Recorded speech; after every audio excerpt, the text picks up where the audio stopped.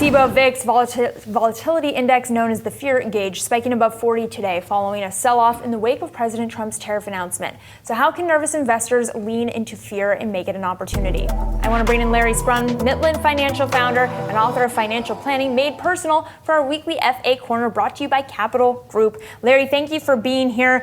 How do you use fear in your favor in this environment?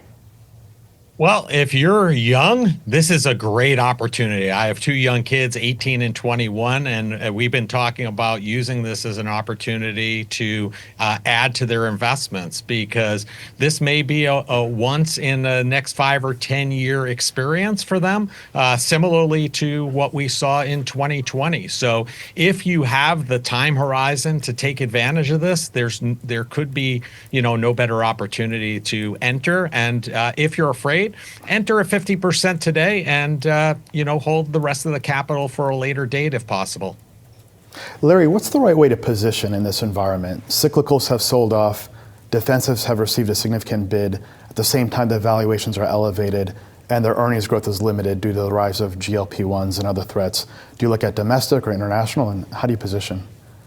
I think right here in the moment, you have to take a deep breath, because I think when you see new news hit the market that is not received positively, like we've seen over the last couple of days, typically it'll take a few days for the markets to digest. So, with the families we serve, it's not necessarily making moves today or tomorrow based upon what's going on in the environment just at this moment. It's taking a look at their long-term financial plan and how does this impact things. And, as we've seen in years past, we can see downtrends like we are now, and we could see things rebound rather quickly. So I think it's really one of those times to take pause, evaluate, and wait and see at this point. At what point, though, does the selling make you pause and say, okay, it is time to reassess, it is time to potentially think about reallocation, even if that means locking in some losses?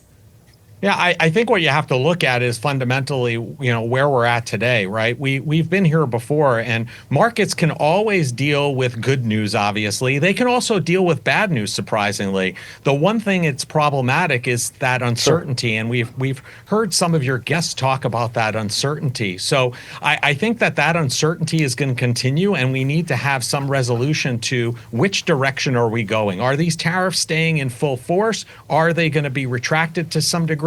So I think we need a little bit more information before we make some holistic changes to people's financial portfolios for their long-term goals. Larry Sprung, thank you so much. Really appreciate it. Thank you.